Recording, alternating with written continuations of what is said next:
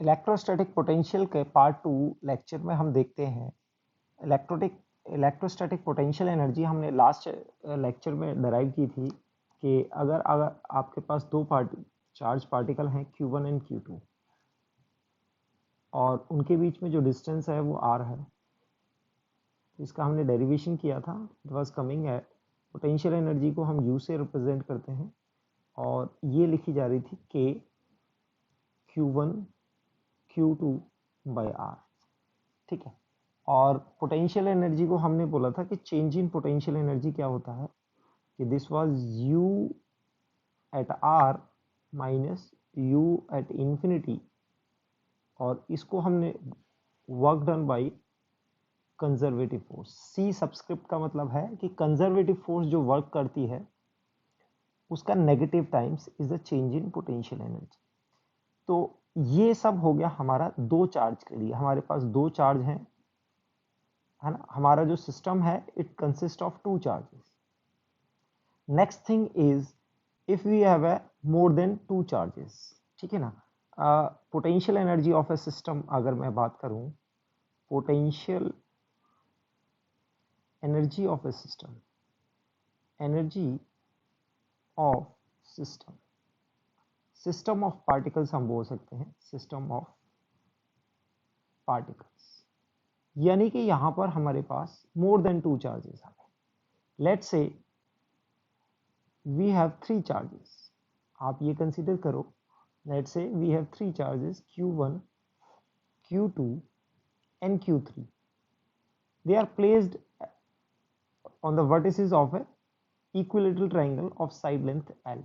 यानी कि ये आपका एक इक्विलेटरल ट्रायंगल है जिसकी साइड लेंथ क्या है, L दे रखी है, तीनों इक्वल साइड होंगी, ठीक है। तो इसकी पोटेंशियल एनर्जी हम कैसे लिखेंगे? तो बच्चों पहले मैं आपको फॉर्मूला बता देता हूं कि इसकी जो potential energy of the system जो लिखी जाती है, यहाँ पर मैं सिस्टम सब्सक्रिप्ट डाल देता हूं। वो क्या होती है कि यहाँ पर ऑर्डर्ड पेयर यानी कि पेयर बनेंगे। Q1 Q2 का एक पेयर बनेगा, Q2 Q3 का एक पेयर बनेगा और Q3 Q2 Q1 का, यानी कि इनकी इंटरेक्शन पोटेंशियल एनर्जी होगी। इन दोनों की इंटरेक्शन से इन दोनों की इंटरेक्शन पोटेंशियल एनर्जी आएगी और इन दोनों की आएगी। तो यहाँ पर तीन पेयर बन सकते हैं। तो आप इसको लिख सकते हो कि Q1 Q2 और डिस्टेंस कितना हो गया और L, ठीक है। K Q2 Q3 अगेन इनके बीच में डिस्टेंस हो गया, और तीसरा टर्म जो आएगा K Q3 Q1 over L। और ये स्केलर क्वांटिटी है, क्योंकि एनर्जी है, ये स्केलर क्वांटिटी है, तो कोई भी इसके डायरेक्शन नहीं होगी, ये आपने ध्यान रखना है, ठीक है। तो आप इन तीनों को ऐड करेंगे। अब बात ये आती है कि भाई ऐसा टर्म क्यों आया, ये टर्म आने के पीछे क्या कारण है कि आपको ऐसे तीन टर्म क्यों आए या फिर दो टर्म क्यों नहीं आ गए। इसके पीछे रीजन है। देखो, अगर आपने Q1 आपका फिक्स्ड है और Q2 को आप इंफिनिटी से ला रहे हैं, ठीक है। इंफिनिटी से अगर ला रहे हैं तो ये हमने डेराइव किया था कि ये आपका टर्म जनरेट हो जाता है, जो भी वर्क डन होता है negative times of work done इतना आ जाता है, ठीक है। अब क्या होगा कि आपने Q1 और Q2 को L डिस्टेंस पर रख दिया, you got this potential energy. अब जब Q3 को आप यहां पर लाओगे तो Q3 को लाने में Q1 के द्वारा भी फोर्स होगी और Q2 के द्वारा भी फोर्स होगी। तो work done against this interaction and work done against Q2 Q3 interaction, यानी कि इसकी जो फोर्स है उसके अगेंस्ट में भी वर्क डन करना पड़ेगा और इसकी जो फोर्स है उसके अगेंस्ट में भी वर्क डन होगा। तो Q3 और Q2 के इंटरेक्शन से जो वर्क डन आ रहा है उससे ये टर्म जनरेट होता है, और Q2 Q1 के इंटरेक्शन से जो वर्क डन आता है उससे ये टर्म जनरेट होता है। तो अगर आपके पास थ्री चार्जेस हैं, ठीक है, तो आपके पास तीन टर्म आए। तो अगर आपके पास n चार्जेस हैं, यानी कि n particles, n charge particles होंगे, तो आपके कितने टर्म्स आएंगे? तो इसके लिए हम एक फॉर्मूला बोल देते हैं। इसको आप ऐसे लिख सकते हो n इंटू n माइनस 1/2। जो मैथमेटिक्स वाले बच्चे हैं उनको NC2 ये टर्म ज़्यादा कंफर्टेबल रहता है। अदरवाइज जो नीट की तैयारी बच्चे कर रहे हैं वो आप n इंटू n माइनस 1/2 से देख सकते हैं, कि अगर आपके पास 3 चार्जेस है तो ये 3 हो गया, और 3 माइनस 2 इज 2 डिवाइड बाई 2, तो आपके नंबर ऑफ पेयर्स कितने आएंगे, यानी कि नंबर ऑफ टर्म्स कितने आएंगे, 3 आएंगे। तो ये जो नंबर है ये क्या बताता है हमको, number of pairs. Number of pairs, जितने नंबर ऑफ पेयर्स बनेंगे उतने ही हमारे पोटेंशियल एनर्जी के टर्म आएंगे। ठीक है, पोटेंशियल एनर्जी का जो एक्सप्रेशन आएगा उसमें टर्म आएगा। तो एक सिंपल सा क्वेश्चन अगर हम देख लेते हैं, क्वेश्चन में हमें गिवन है कि we are given with a square of side length a, यानी कि इसकी साइड ए है और इनके वर्टिसेस पर हमने चार्जेस रखे हैं लाइक Q1, दूसरे वर्टेक्स हो गया Q2, Q3 एंड Q4। अब इस सिस्टम की पोटेंशियल एनर्जी हमने निकालनी है, टोटल सिस्टम की हमने पोटेंशियल एनर्जी निकालनी है। तो बच्चों कैसे होगा, देखो आप बहुत सिंपली देख सकते हो, एक पेयर तो ये बनेगा Q1 Q2 का, तो आप इसके रिगार्डिंग आप एक्सप्रेशन लिख सकते हो K Q1 Q2 over A, ये आ गया। दूसरा पेयर आप देख सकते हो Q2 Q3 का इंटरेक्शन होगा और दोनों के बीच में डिस्टेंस A अगेन, तो आप दूसरा एक्सप्रेशन कैसे लिख सकते हो, K Q1 Q2 Q3 by A। तीसरा एक्सप्रेशन आप देख सकते हो Q3 Q4 का इंटरेक्शन होगा और ऐसे ही सिमिलरली Q4 Q1 का होगा, तो आप इसको ऐसे लिख सकते हो K Q3 Q4 by A plus K Q4 Q1 by A, ये हो गया। अब बच्चों बात आती है, देखो ये इंटरेक्शन हो गए, लेकिन ये Q2 से इंटरेक्ट करेगा, Q4 से इंटरेक्ट करेगा, लेकिन Q3 से भी तो इंटरेक्ट करेगा। तो हमने देखो Q1 Q2 का टर्म आ गया है, Q1 Q4 का टर्म आया है, Q1 Q3 का टर्म नहीं आया है, और एक टर्म Q2 Q4 का भी आएगा। तो इन टर्म्स को अगर हम लिखेंगे तो एक आएगा Q2 Q3। अब बच्चों देखने वाली बात है कि इनके बीच में जो डिस्टेंस होगा, अगर ये साइड लेंथ a है तो ये डिस्टेंस कितना आ जाता है, a√2, तो यहां डिनोमिनेटर में अपना a√2 आएगा। इसके बाद सिमिलरली आपका ऐसे बनेगा ये Q1 Q4 आएगा, या फिर हम इसको Q2 Q4 कर सकते हैं, this will be Q1 Q3, ये आएगा Q1 Q3, यानी कि Q1 और Q3 का इंटरेक्शन, दूसरा टर्म आएगा Q2 और Q4 का इंटरेक्शन, तो यहां पर आ जाएगा Q2 Q4 का इंटरेक्शन, अगेन यहां पर जो एक्सप्रेशन आएगा a√2। ठीक है, तो ये देखेंगे हमारा कोई पेयर रह गया क्या, उसको चेक करने के लिए हमारे पास नंबर ऑफ चार्ज पार्टिकल कितने हैं, n इक्वल्स टू 4। तो टोटल नंबर ऑफ पेयर्स अगर हम देखेंगे, टोटल नंबर ऑफ पेयर्स, तो उसका फॉर्मूला हम चेक कर लेते हैं, पेयर्स कितने बनेंगे, n into n minus 1 by 2, तो यानी कि 4 और n माइनस 1 हो जाएगा 3 डिवाइड बाई 2, तो ये देखो 6 आएंगे। टोटल नंबर ऑफ टर्म्स कितने आएंगे, 6। तो यहां पर भी हमने पूरे 6 लिख दिए हैं पूरे, यानी कि अब हमारा कोई भी ऑर्डर्ड पेयर नहीं बचा हुआ है, तो ये सारे हमारे पेयर हो गए। तो this would be the expression for potential energy of this system. ठीक है, इलेक्ट्रोस्टैटिक पोटेंशियल एनर्जी का एक्सप्रेशन देखने के बाद हम कुछ क्वेश्चंस के थ्रू उसकी एप्लीकेशन देखेंगे। यहां पर हमें क्वेश्चन में दिया हुआ है, a charge particle having charge -q and mass m is release from rest, यानी कि उसको रेस्ट से छोड़ा हुआ है, at a distance x on the axis of the fixed charge ring, यानी कि ये आपको चार्ज रिंग दे रखी है जिसका चार्ज भी यहाँ पर बताया हुआ है q है और रेडियस r, और एक चार्ज पार्टिकल -q जिसका मास m है, it has been release from a distance x on the axis of ring, यानी कि रिंग के एक्सिस पर x डिस्टेंस दूर से इसको रिलीज किया गया है फ्रॉम रेस्ट, ये रेस्ट पर है। ठीक है, on the axis of fixed charge ring as shown in the figure, find the speed of the particle when it reaches the centre of the ring. अब बच्चों आप देख सकते हो कि यहाँ पर ये पॉजिटिव चार्ज है और ये नेगेटिव चार्ज है, तो ये चार्ज इसको अट्रैक्ट करेगा। आप देख सकते हो ऐसे करके कुछ फोर्सेस रहेंगी, सारे चार्जेस ऐसे इसको अट्रैक्ट करेंगे, तो नेट फोर्स इधर आएगी। So this ring will attract this charge, इस चार्ज को अट्रैक्ट होगा। एज ए रिजल्ट क्या होगा, ये स्पीड अप होगा और किसी स्पीड से इसके सेंटर पर पहुंच जाएगा।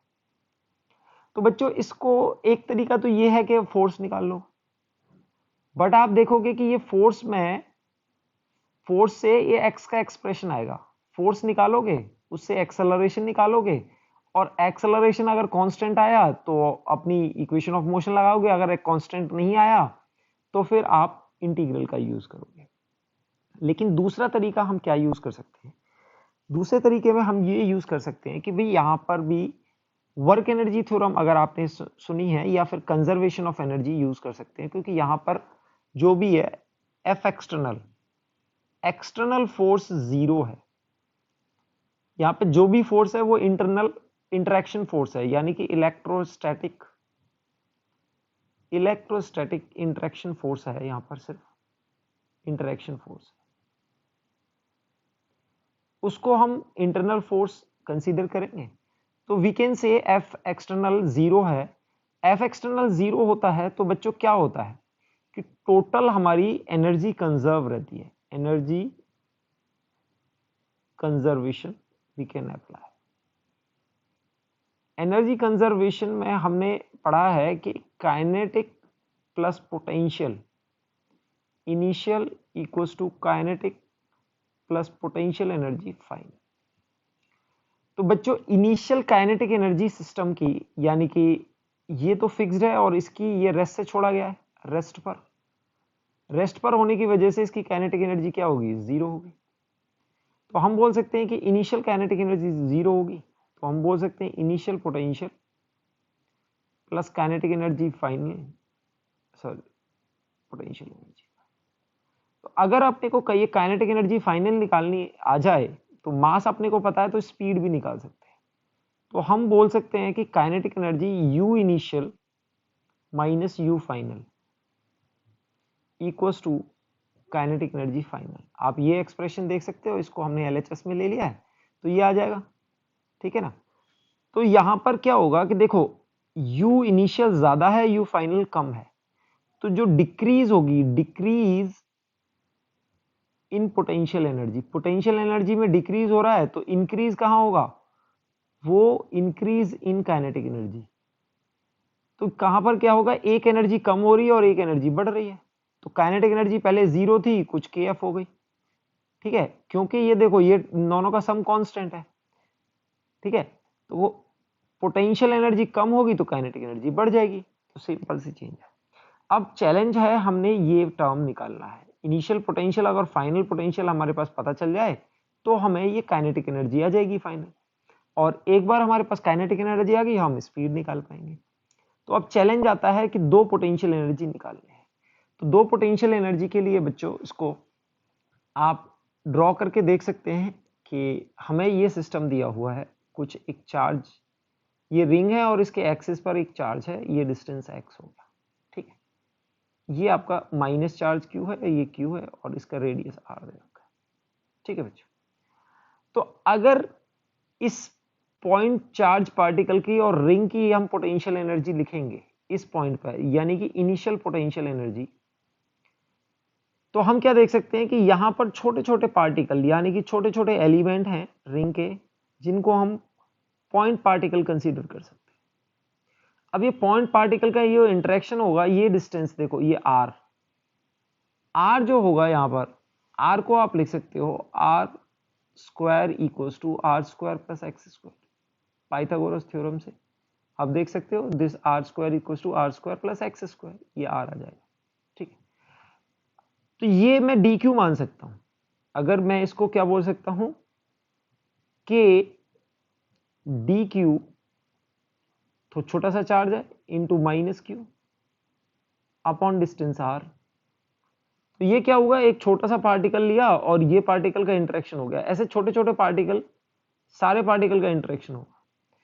अब अच्छी बात इस क्वेश्चन में ये है कि ये आर कांस्टेंट है, इसको पूरे को इंटीग्रेट करें पूरे को क्या करें, इंटीग्रेट करें तो टोटल हमें मिल जाएगा पोटेंशियल एनर्जी। तो इनिशियल पोटेंशियल एनर्जी का जो टर्म है वो कैसे आएगा, के, देखो इसमें जो टर्म कांस्टेंट है उनको मैं बाहर लिख लेता हूं, ओवर आर, और डी क्यू का इंटीग्रल होगा, डी क्यू का इंटीग्रल क्या हो जाएगा, क्यू हो जाएगा, यानी कि आप ब्रैकेट में लिख सकते हो integral of D Q, total क्या हो जाएगा, क्यू हो जाएगा, क्योंकि हमने पूरा इस रिंग का चार्ज सम कर दिया, और कुछ तो वेरिएबल है नहीं यहाँ पर, सब कुछ कांस्टेंट है, तो ये टर्म आ जाएगा इनिशियली।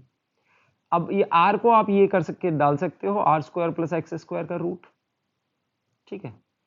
फाइनल पोटेंशियल एनर्जी कहाँ होगा, फाइनल कहाँ पहुंचेगा, पार्टिकल यहां पर हमने उसकी स्पीड देखनी है, तो फाइनल पोटेंशियल एनर्जी में आपका जो आर आएगा, ये जो आर है, तो वो डिस्टेंस कितना आ जाएगा, सिर्फ आर, कैपिटल आर आ जाएगा। पहले डिस्टेंस ये था, बाद में जब पार्टिकल यहां सेंटर पर पहुंचेगा तो डिस्टेंस सिर्फ ये रहेगा, सारे charges at a distance of capital R. तो यहां पर पोटेंशियल एनर्जी का जो टर्म बनेगा आपका K minus Q over Q over R, ठीक है। तो यहां पर हम देख सकते हैं कि ये इनका डिफरेंस आएगा, तो इससे हम स्पीड भी निकाल सकते हैं, ठीक है। तो अपने पास एक्सप्रेशन आया था कि final kinetic energy equals to, हम लिख सकते हैं half M into V square, initial potential energy minus K Q Q over R को हम लिख सकते हैं R square plus x square की पावर हाफ, ठीक है। ये आपकी इनिशियल पोटेंशियल होगी, minus final potential minus K Q Q over R, ये हो गया। अब हमारा एक्सप्रेशन हमें दिख रहा है, देखो ये नेगेटिव नेगेटिव पॉजिटिव हो जाएगा और ये नेगेटिव रहेगा, तो हम RHS को थोड़ा सा रीअरेंज करके ऐसे लिख सकते हैं K Q Q 1/r minus root over R square plus x square, ये टर्म आ जाएगा, और LHS को हम लिख सकते हैं हाफ एम वी स्क्वायर। तो बच्चों यहां से हमें स्पीड मिल जाएगी, बिल्कुल मिल जाएगी। स्पीड को आप लिख सकते हो, speed equals to V equals to 2 के क्यू क्यू, और ये मास का टर्म नीचे आ जाएगा, और इसको आप ऐसे लिख सकते हो 1/r माइनस 1/रूट of r square plus x square. तो बच्चों आपने देखा, हमने application of conservation of energy, यानी कि हमने इलेक्ट्रोस्टैटिक पोटेंशियल एनर्जी का यूज करते हुए यहाँ पर थोड़ा सा कंजर्वेशन ऑफ एनर्जी लगाया है, और यहाँ से हमने स्पीड निकाल दी। अगर इसको आप फोर्स मेथड से करते तो ये काफी लेंदी हो जाता है, तो इस तरह के क्वेश्चंस में हम इलेक्ट्रोस्टैटिक पोटेंशियल का यूज करेंगे। बच्चों नेक्स्ट क्वेश्चन हमें दिया हुआ है, a proton moves from a large distance with a speed u meter per second directly towards a free proton originally at a rest, ठीक है। find the distance of closest approach for two protons, यानी कि अगर आप देखें तो एक proton यहां दिया हुआ है जिसको मैं p लिख सकता हूं, और दूसरा प्रोटॉन यहां पर, ठीक है। They are very far apart, तो इनिशियल हम कह सकते हैं कि इनमें कोई भी लार्ज डिस्टेंस, मतलब हम ऑलमोस्ट इनफाइनाइट डिस्टेंस ले सकते हैं, मतलब वेरी लार्ज डिस्टेंस। अब इनिशियली एक प्रोटॉन को आपने वेलोसिटी दे दी है u मीटर पर सेकेंड, ठीक है। अब जैसे ही इसको आप वेलोसिटी दोगे तो ये दूसरे प्रोटॉन को अप्रोच करेगा। अब जैसे ही दूसरे प्रोटॉन को अप्रोच करेगा तो दोनों में रिपल्सिव फोर्स एक्सर्ट करेगी, तो ये फोर्स का कॉज क्या होगा, इस प्रोटॉन की ये स्पीड अप करेगा और इसको स्पीड डाउन करेगा, क्योंकि इसकी वेलोसिटी इधर है, फोर्स ऑपोजिट डायरेक्शन में लग रही है, और इस पर फोर्स लगेगा तो इसको स्पीड अप करेगा।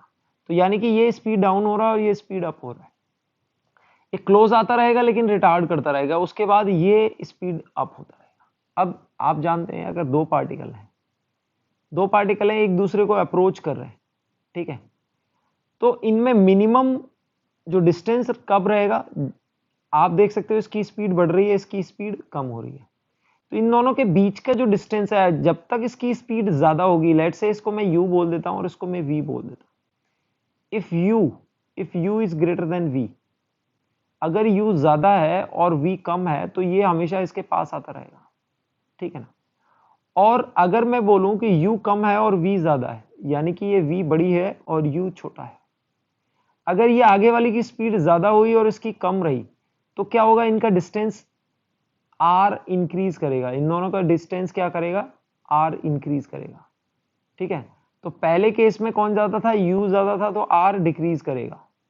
ठीक है, तो अगर ये स्पीड ज्यादा रही, यानी कि ये अप्रोच करने वाली की स्पीड ज्यादा रही और आगे वाली की स्पीड कम रही, तो ये हमेशा r डिक्रीज करेगा।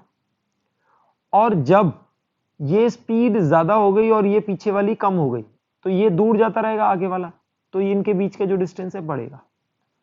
तो आर मिनिमम के लिए क्या आता है, देखो बच्चों, जब इसकी u इक्वस टू वी हो जाएगी, u इक्वस टू वी हो जाएगा, तो r क्या होगा, r कांस्टेंट हो जाएगा।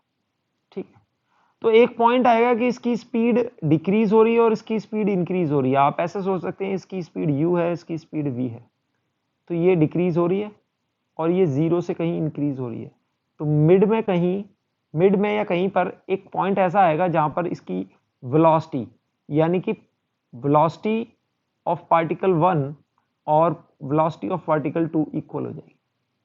जब दोनों की वेलोसिटी इक्वल हो जाएगी, तब हम कहेंगे कि ये जो डिस्टेंस है वो मिनिमम रहेगा। उसके बाद क्या होगा, ये इंक्रीज हो रही है, ये इंक्रीज हो रही है, ये डिक्रीज हो रही है, उसके बाद क्या होगा, डिस्टेंस फिर इंक्रीज करना। तो पहले आप अगर r को देखोगे तो पहले r डिक्रीज करेगा और एक पॉइंट पर आने के बाद r मिनिमम आ जाएगा और फिर उसके बाद जो डिस्टेंस है उनका इंक्रीज करेगा। तो आप देख पा रहे हैं क्या हो रहा है, पहले ये इसको अप्रोच करेगा क्योंकि इसकी स्पीड ज्यादा है और इसकी स्पीड 0 से कहीं इंक्रीज कर रही है। तो जब दोनों की स्पीड बराबर हो जाएगी तो इनका r जो है वो मिनिमम पहुंच जाएगा। ठीक है, इसको बहुत अच्छे से देखना है आपने। ठीक है, तो हमारे कंडीशन क्या रहेगा, r मिनिमम के लिए, ये है distance of closest approach, r minimum के लिए हम बोल सकते हैं कि u1 इक्वल्स टू u2, दोनों की स्पीड इक्वल होनी चाहिए। ठीक है, एक इक्वेशन यहां से बनेगी। ठीक है, दूसरा हम बोल सकते हैं एफ एक्सटर्नल 0 है, कोई भी एक्सटर्नल फोर्स नहीं लग रही है, जो भी फोर्स है वो इंटरेक्शन फोर्स है। तो हम एफ एक्सटर्नल 0 होने की वजह से एनर्जी भी कंजर्व कर सकते हैं, एनर्जी कंजर्व कर सकते हैं और मोमेंटम भी कंजर्व कर सकते हैं। लीनियर मोमेंटम हम बोल सकते हैं, लीनियर मोमेंटम कंजर्व रहेगा, लीनियर मोमेंटम आपका कंजर्व रहेगा। तो यहां से हमारे पास दो इक्वेशन आएंगी और दो इक्वेशन से दो वेरिएबल हमारे सॉल्व हो जाएंगे, आर भी आ जाएगी, इसकी स्पीड भी आ जाएगी। तो हम बोल सकते हैं कि इनिशियल जो मोमेंटम है, इनिशियल मोमेंटम क्या था, हम पार्टिकल का मास मान लेते हैं m, दोनों आइडेंटिकल पार्टिकल और उसकी स्पीड u, और फाइनल जो मोमेंटम रहेगा हम बोल देते हैं mu1 और प्लस mu2। अब कंडीशन क्या है कि u1 और u2 इक्वल होने चाहिए, तो ये आ जाएगा 2mu1, ये आ जाएगा। दूसरा एनर्जी, ये एक इक्वेशन हो गई, एक इक्वेशन। दूसरी इक्वेशन हम कह सकते हैं कि kinetic plus potential initial, kinetic plus potential final. Initial particle एक रेस्ट पर था और एक ही काइनेटिक एनर्जी आ जाएगी हाफ mu², और दूसरा पार्टिकल रेस्ट पे इनफाइनाइट डिस्टेंसेस पे है, तो इनकी पोटेंशियल एनर्जी भी 0 हो जाएगी। फाइनल काइनेटिक एनर्जी दोनों की इक्वल होगी half mu1² plus half mu2²। अब u1 u2 इक्वल हैं और दोनों की पोटेंशियल एनर्जी जो इंटरेक्शन एनर्जी होगी हाफ, चार्ज होगा इनका E क्योंकि प्रोटॉन है तो इसको लिख देते हैं E इंटू E² और जो डिस्टेंस होगा वो r मिनिमम। आप यहां पर देख पाएंगे, यहां से इस इक्वेशन से और इस इक्वेशन से आप निकाल पाओगे कि u1 equals to u2 and that is u/2। अब इसको आप सॉल्व करेंगे, this is half mu² equals to, इन दोनों को करोगे तो आपको आ जाएगा mu1² plus ke² upon r minimum. अब इस टर्म को आप LHS में लाएंगे, this would be half U square minus M, u1 की वैल्यू आप डाल देंगे u/2 और होल स्क्वायर इक्वल्स टू के ई स्क्वायर ओवर आर में।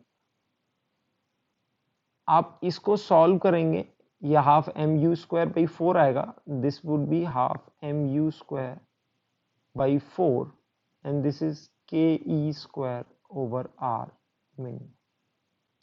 आप इसको सॉल्व करेंगे तो आपको आर मिनिमम की वैल्यू मिल जाएगी, that is 4 k e square over m u square. इस तरह से आप आर मिनिमम निकाल सकते हैं।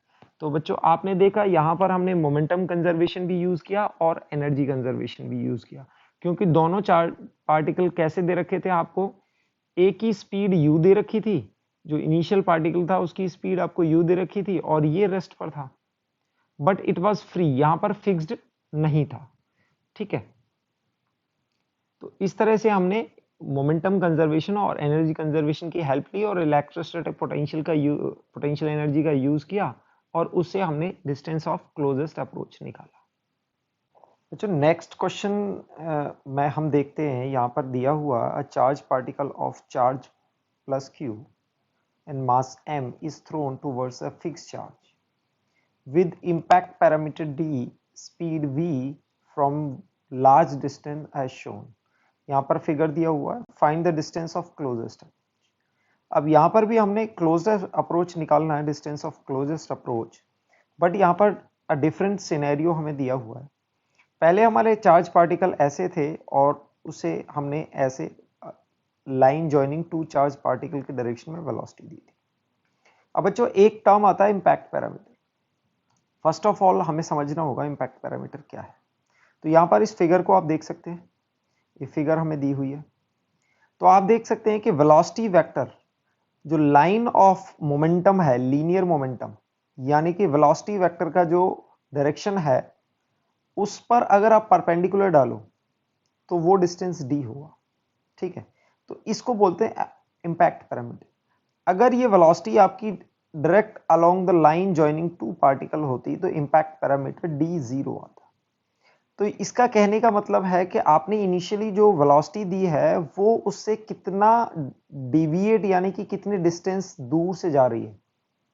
आप समझ पा रहे होंगे कि यानी कि अगर वेलोसिटी वेक्टर ऐसे इस डायरेक्शन में दोगे तो आपका इंपैक्ट पैरामीटर 0 होगा, और इस डायरेक्शन में अपनी दी है तो परपेंडिकुलर। लाइक अगर आप इस डायरेक्शन में वेलोसिटी दोगे तो इंपैक्ट पैरामीटर कितना आएगा, जो भी लाइन ऑफ या वेलोसिटी वेक्टर की लाइन है उस पर जो परपेंडिकुलर ड्रॉ करें तो ये डिस्टेंस इंपैक्ट पैरामीटर कहलाया जाता है, कि कितना डेविएट कर रहा है, इससे कोलाइड नहीं कर रहा है लेकिन इतने डिविएशन की डायरेक्शन में जा रहा है, मतलब इतना डिविएट करेगा, ये इससे कोलाइड नहीं करेगा। तो यहां पर इंपैक्ट पैरामीटर आपको d दिया हुआ है और इसकी इनिशियल स्पीड v दी हुई है। ये स्मॉल q है और ये कैपिटल q है। यहां पर हमने क्या निकालना है, डिस्टेंस ऑफ क्लोजेस्ट अप्रोच। तो बच्चों इसको अप्रोच करने का तरीका क्या होता है। पहली बात आप क्या कर सकते हो, आप इसमें लीनियर मोमेंटम कंजर्व कर सकते हो। क्या लीनियर मोमेंटम मेरे ख्याल से कंजर्व करने से बहुत फायदा नहीं होगा।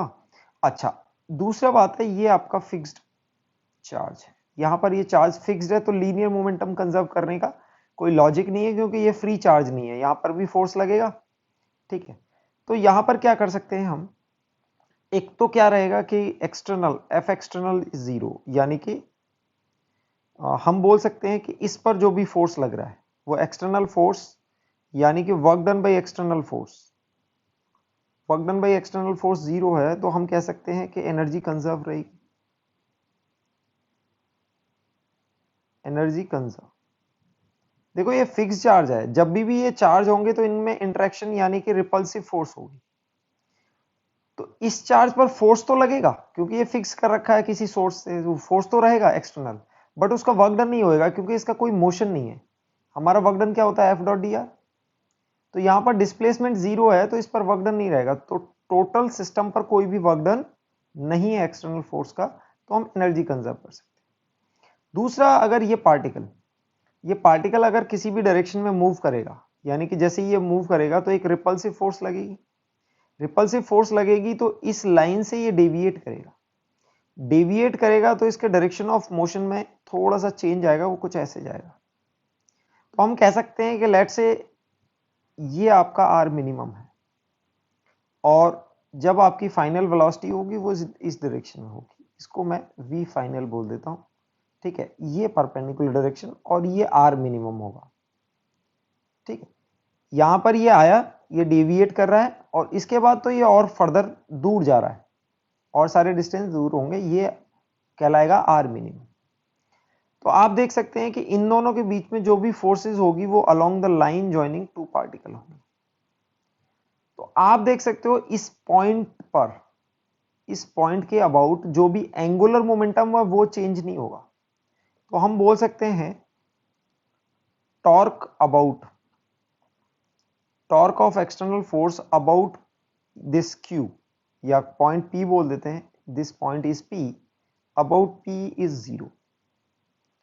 टॉर्क को आप ऐसे समझो बच्चों, अगर ये फोर्स इसी लाइन में लगती रही, ये पॉइंट P है, अगर कोई भी फोर्स इस लाइन में लगती रहेगी तो टॉर्क अबाउट P क्या होगा? आपने R क्रॉस F पढ़ा है, टॉर्क, टॉर्क क्या होता है? R cross F। तो आप देख रहे हो इस फोर्स का P के अबाउट टॉर्क कैसा होगा? 0 होगा, क्योंकि यहां पर परपेंडिकुलर डिस्टेंस R परपेंडिकुलर 0 हो जाएगा, because this force is passing through this point. तो ये ऐसे केस में क्या हो जाता है, अगर आपका लाइन ऑफ फोर्स उसी पॉइंट से पास करे तो उस केस में आपका टॉर्क क्या हो जाता है? 0 हो जाता है। यहां तक क्लियर होगा बच्चों? तो यहां पर जो जब भी पार्टिकल, जैसे ये पार्टिकल Q यहां पर आ गया या कहीं पर आ गया, यहां पर मान लेते हैं ये पार्टिकल फिक्स है, तो इन दोनों में इस टाइम इंटरेक्शन फोर्स ऐसी होगी, रिपल्सिव फोर्स होगी, दोनों पॉजिटिव चार्ज। तो हम कहेंगे कि ये पॉइंट P, ये पॉइंट P के अबाउट ये फोर्स ऐसे होगी, यानी कि एट एवरी पॉइंट या at every time the force will be passing through this point, क्योंकि ये तो फिक्स है भाई, फोर्स ऐसे रहेगी ऐसे रहेगी, अगर पार्टिकल यहां है तो फोर्स ऐसे रहेगी। तो ऑलवेज दैट फोर्स जो इनकी रिपल्सिव फोर्स है, this will pass through this point P, P से पास करेगी। तो हम इसी पॉइंट के अबाउट टॉर्क ले लेते हैं, तो इस पॉइंट के अबाउट टॉर्क क्या आ जाएगा? 0 आ जाएगा। इस पॉइंट के अबाउट टॉर्क आएगा तो हम क्या कहेंगे? Angular momentum. बच्चों एंगुलर मोमेंटम याद है आपको? R क्रॉस P होता है, R क्रॉस P, और P क्या होता है यहां पर? P होता है linear momentum, linear momentum, P आपका लीनियर मोमेंटम होता है R क्रॉस P। ये कैसा होगा? अगर आपका टॉर्क 0 होता है तो एंगुलर मोमेंटम कंजर्व रहता है, ठीक है। अगर आपका वर्क डन एक्सटर्नल 0 होता है तो एनर्जी कंजर्व होती है, और टॉर्क एक्सटर्नल 0 होता है तो एंगुलर मोमेंटम कंजर्व होता है। जैसे बोलते हैं F एक्सटर्नल 0 होता है तो आपका लीनियर मोमेंटम, अगर एक्सटर्नल फोर्स 0 है तो आपका लीनियर मोमेंटम कांस्टेंट या कंजर्व रहता है। अगर टॉर्क एक्सटर्नल 0 है किसी भी पॉइंट के अबाउट तो हम बोलते हैं एंगुलर मोमेंटम कंजर्व या कांस्टेंट रहता है, ठीक है। तो यहां पर दो यूज करने हैं हमने, एक इक्वेशन एनर्जी कंजर्वेशन लगानी है, एक हमने टॉर्क लगानी है।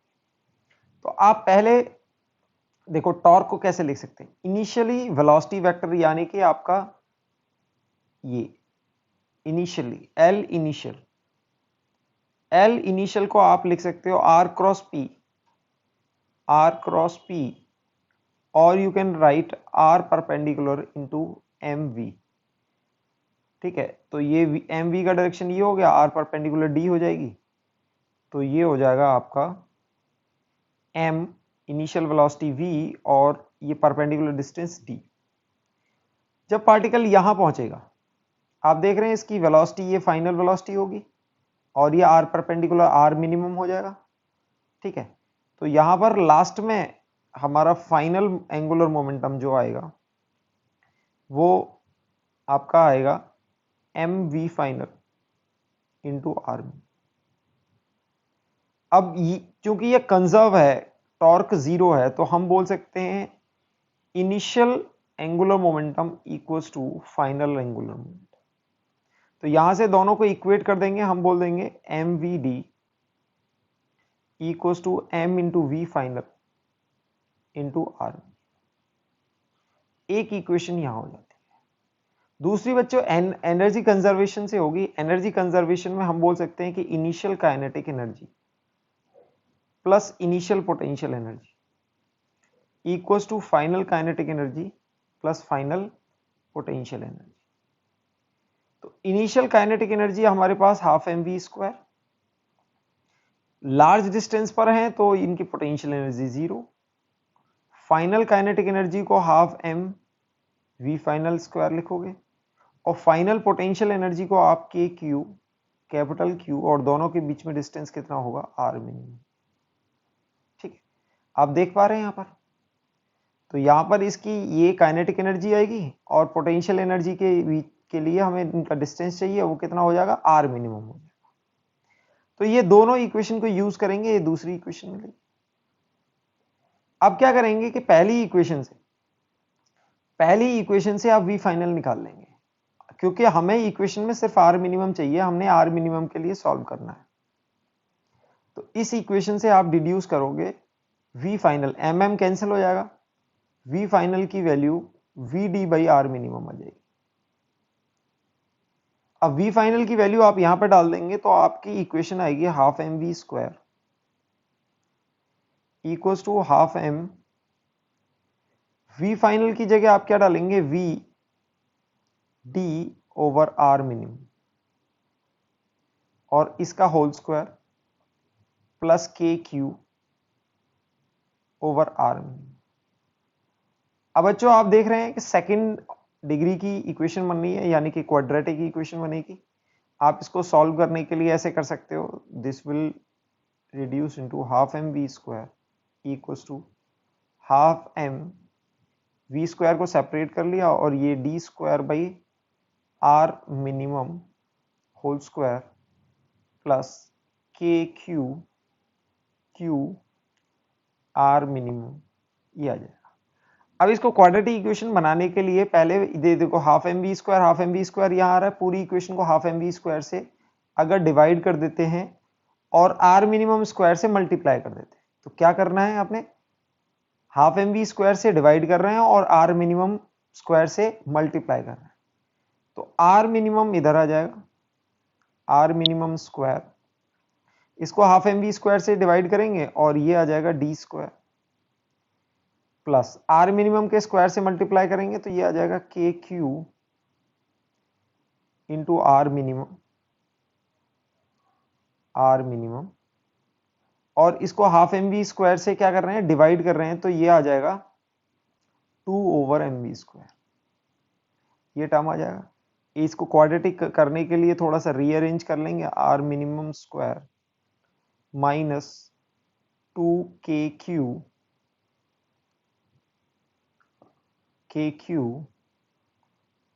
Over m we square r minimum और minus d square equals to 0। तो आप देख सकते हैं ये अपने पास क्वाड्रेटिक इक्वेशन बन गई है। तो मैं यहाँ क्वाड्रेटिक इक्वेशन कैसी होती है, a x square plus b x plus c equals to 0। तो इसके बच्चों रूट क्या होते हैं, x equals to minus b plus minus under root of b square minus 4ac upon 2a, ये कोफिशिएंट होते हैं। तो इस क्वाड्रेटिक इक्वेशन के कोफिशिएंट आप देख सकते हो क्या हो जाएगा कि a की वैल्यू तो 1 है, b की वैल्यू आपके पास आ जाएगी माइनस 2 के Q capital Q M we square और c की वैल्यू आ जाएगी माइनस डी स्क्वायर। आप ए बी सी की वैल्यू यहां डाल देंगे तो हमारा अभी टारगेट इस आंसर को निकालना नहीं है, बट हमारा अप्रोच था कि अगर आपको कहीं पे कंसीडर किया जाए, अगर आपको ये क्वेश्चन दिया जाता है तो यहाँ पर इनकी वैल्यू ऐसे दी जाती है कि इसका कोफिशिएंट थोड़ा सा इजी आ जाए, यानी कि के क्यू को एम वी स्क्वायर के टर्म्स में देंगे या कुछ स्पीड ऐसे देंगे ताकि ये कुछ कोफिशिएंट हमारा ऐसा बन जाए ताकि हम इसको सॉल्व कर पाए। ठीक है, तो हमने इस क्वेश्चन का अप्रोच देखना है कि इसमें अप्रोच कैसे रही है हमारी। अप्रोच आपने फिर से देख लो, एक एनर्जी कंजर्वेशन की रही है, एंगुलर मोमेंटम।